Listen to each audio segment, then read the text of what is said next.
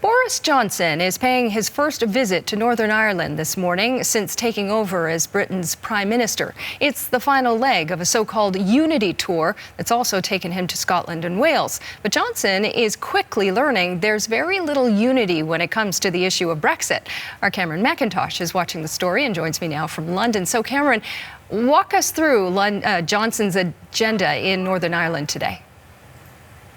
Well, it's been his agenda all week. Basically, he's been going around the UK to the constituent nations that compose the UK and basically preaching that the UK, in order to leave the EU successfully, must be a united kingdom. And in Scotland, he got pushback on that. In Wales, he got pushback on that. Expect to get some pushback in Northern Ireland. Of course, Northern Ireland and Ireland, that border between the two of them, this is the real contentious issue in Brexit right now, the so-called backstop, the deal that effectively keeps Northern Ireland in the EU to ensure that there's no hard border there. There isn't a return to barricades and possibly soldiers at some point.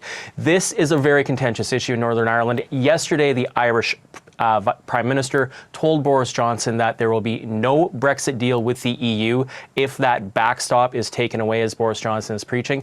Today, Boris Johnson appeared in Belfast. He answered some questions on that and says he still thinks that it's possible to get a deal without the backstop.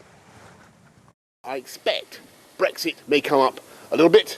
I don't rule that out, and I think the crucial thing to stress is that I obviously attach huge importance to the letter, the spirit of the Belfast Good Friday Agreement, and will be insisting on that. So what you're basically hearing him say there is that even with a no-deal Brexit, he thinks that that border can remain free and open, clear of any sort of border crossings, guards, barricades, what have you. But just how that would happen, how that would work, is not very clear. Okay, tell us about the response Johnson's getting on this tour. So Brexit is a divisive issue right across this country, right across the entire United Kingdom. But it's the notion of a hard Brexit. Even Brexit supporters, many of them, don't want to go along with the idea that the UK could just crash out of the EU, as Boris Johnson is proposing. He's saying he'll take the UK out of the EU October 31st, no matter what. So in Scotland, he heard from the First Minister there, who insisted that Scotland didn't vote for Brexit in the first place, has not voted for Boris Johnson as Prime Minister, and is not willing to just crash out of the EU. She raised the prospect of another Scottish referendum.